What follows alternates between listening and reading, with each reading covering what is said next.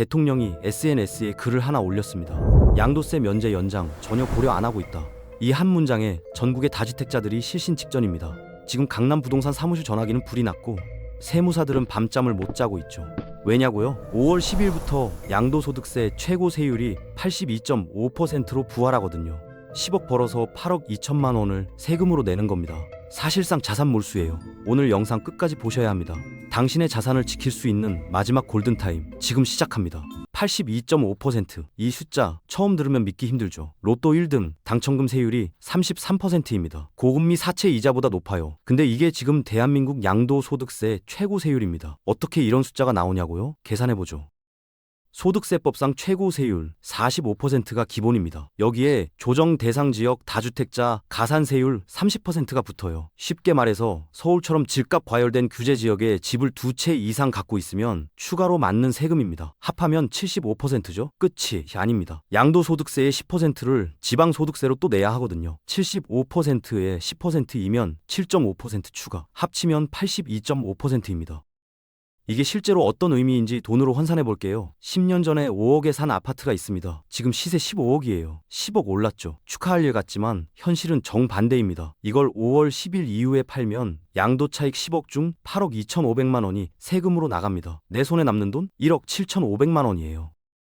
10억을 벌었는데 2억도 못 챙기는 겁니다. 1억 7천만 원으로 뭘 할 수 있을까요? 서울 외곽 빌라 전세금도 빠듯합니다. 10년 동안 대출 이자 내고 재산세 내고 수리비 들이면서 버텼는데 남는 게 이거예요. 과거 조선시대 탐관오리들이 백성 재산의 절반을 수탈했다고 역사책에 나옵니다. 지금은 80%를 가져가요. 이건 세금이 아닙니다. 국가가 개인 자산을 몰수하는 겁니다. 혹시 이런 생각하시는 분 계실 거예요. 선거철인데 설마 이대로 가겠어? 여론 보고 완화해주겠지. 당장 그 희망회로 끊으세요. 대통령이 직접 SNS에 전혀라는 단어를 썼습니다. 공식 브리핑도 아니고 개인 계정이에요. 이건 협상의 여지가 없다는 최후 통첩입니다. 보통 정부가 뭔가를 거부할 때 어떻게 말하죠? 검토 중이다. 상황을 지켜보겠다. 이런 식으로 여지를 남깁니다. 근데 이번엔 달라요. 감정이 실린 최후 통첩입니다. 왜 하필 SNS였을까요? 공식 브리핑을 하면 기자들 질문을 받아야 하고 말 한마디 한마디가 해석되고 분석됩니다. 근데 SNS는 다르죠. 본인이 하고 싶은 말만 딱 던지고 끝이에요. 반박도 없고 추가 설명도 없습니다. 댓글창에서 아무리 난리가 나도 대응할 의무가 없어요. 그래서 파급력이 더 큽니다. 실제로 이 글 하나에 부동산 커뮤니티가 뒤집어졌어요. 며칠 전까지만 해도 시장 분위기가 어땠냐면요. 설마 선거 앞두고 이러겠어. 표 의식하면 연장해주겠지. 이런 낙관론이 대세였습니다.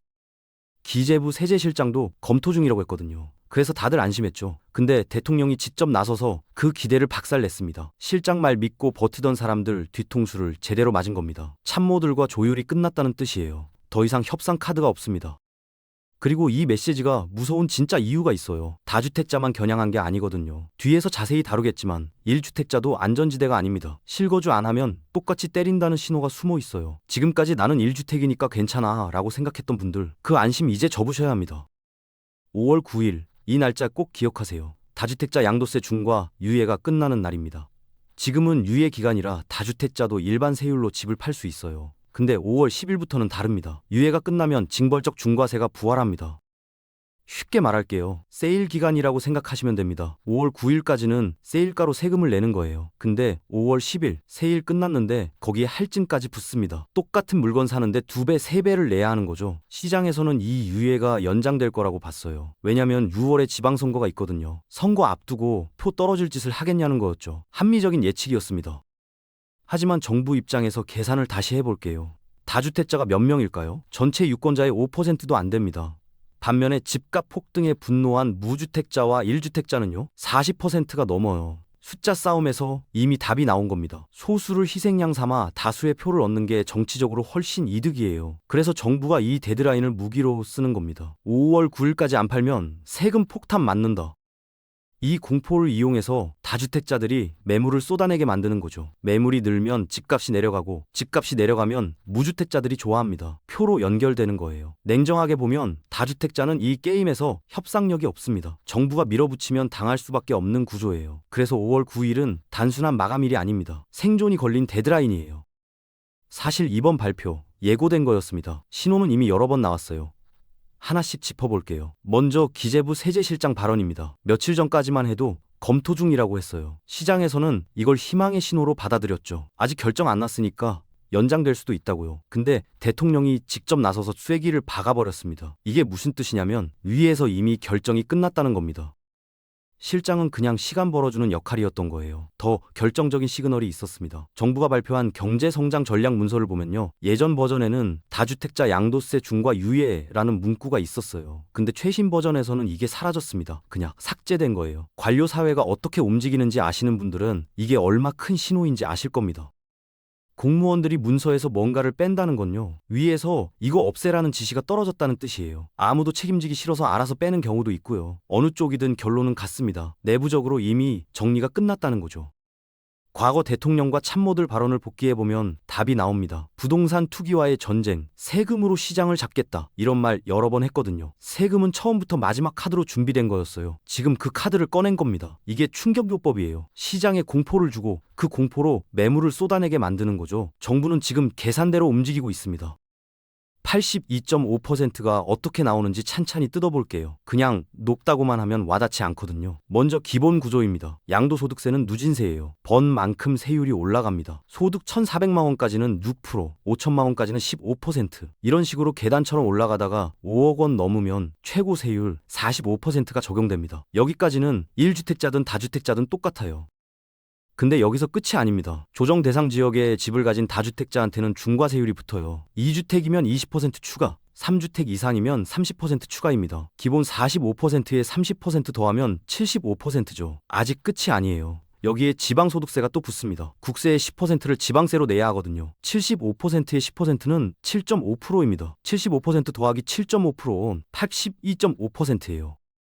이게 다주택자가 조정 대상 지역 주택을 팔 때 맞는 세율입니다. 다른 나라와 비교해 볼게요. 미국은 양도소득세 최고 세율이 20%입니다. 일본은 단기 보유면 39%, 장기 보유면 20%예요. 독일은 10년 이상 보유하면 양도세가 양리임리 면제예요. 근데 한국은 82.5%, OECD 국가 중 압도적 1위입니다. 이게 무슨 의미냐면요. 10년 동안 리스크 안고 투자했는데 수익의 80%를 국가가 가져가는 겁니다. 남은 20%로는 뭘 할 수가 없어요. 그동안 낸 재산세, 대출 이자, 수리비 빼면 마이너스가 될 수도 있습니다. 투자가 아니라 국가를 위해 돈을 불려준 꼴이에요. 리스크는 개인이 지고 수익은 국가가 챙기는 구조입니다. 이래서 사람들이 자산 몰수라고 부르는 겁니다.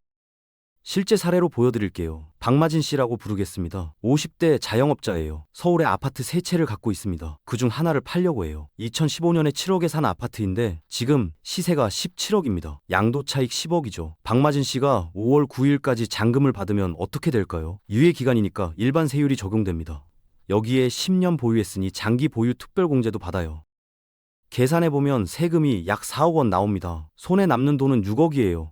나쁘지 않죠. 근데 하루만 늦으면요. 5월 10일에 잔금 받으면 상황이 완전히 달라집니다.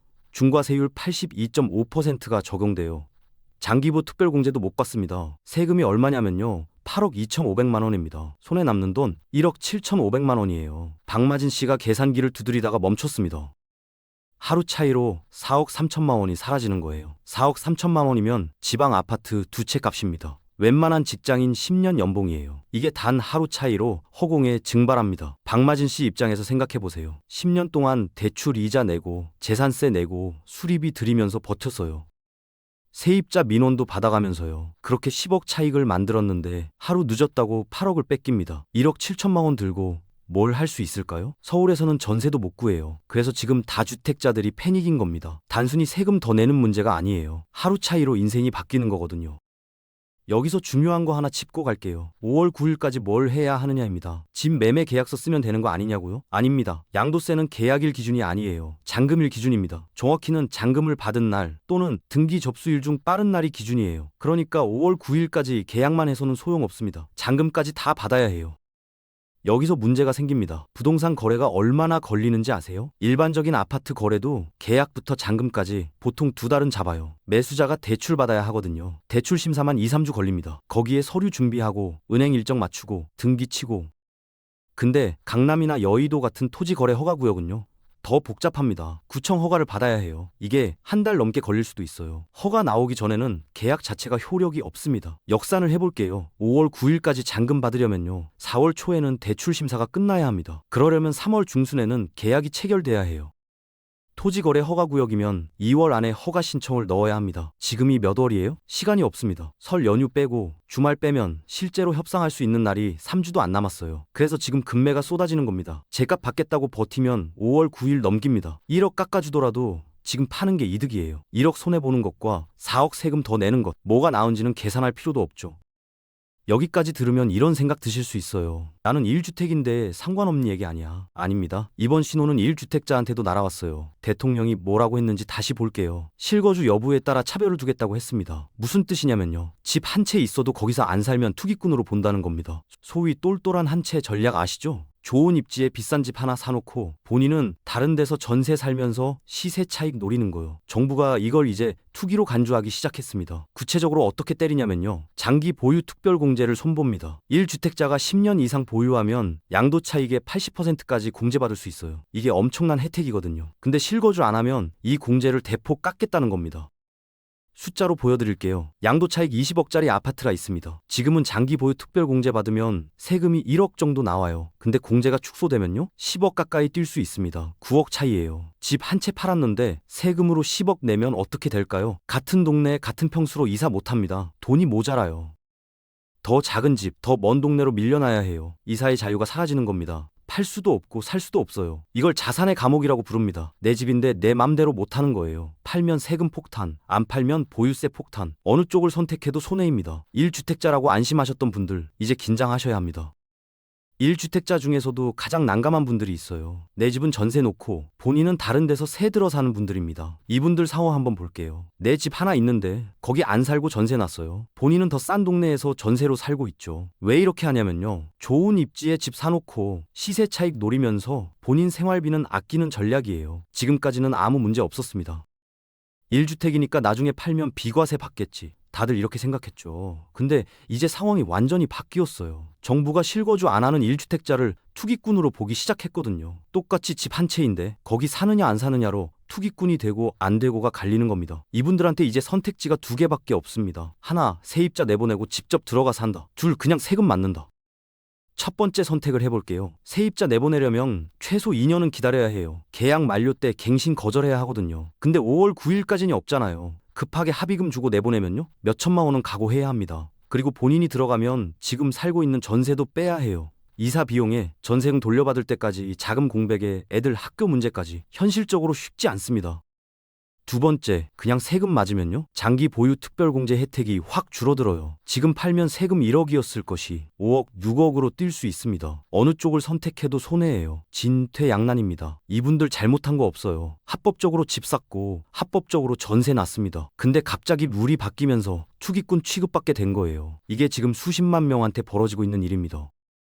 그럼 1주택자가 실거주하면 비과세 받을 수 있다고 생각할 수 있어요. 그것도 조건이 있습니다. 생각보다 까다로워요. 서울 같은 조정 대상 지역에서는요. 2년 보유하고 2년 거주까지 해야 비과세입니다. 둘 다 채워야 해요. 하나라도 안 되면 세금 냅니다. 예를 들어볼게요. 집을 5년 갖고 있었어요. 거기서 실제로 산 건 1년 반이에요. 나머지는 전세 줬거나 다른 데서 살았거나 이러면 비과세 안 됩니다. 5년이나 보유했는데도요. 거주 요건 6개월 모자라서 세금 폭탄 맞는 거예요. 또 있어요. 12억 넘는 고가주택은요. 1주택이라도 완전 비과세가 아닙니다. 12억 초과분에 대해서는 세금을 내야 해요. 예를 들어 20억에 팔았다면 12억까지는 비과세, 나머지 8억에 대해서는 과세입니다.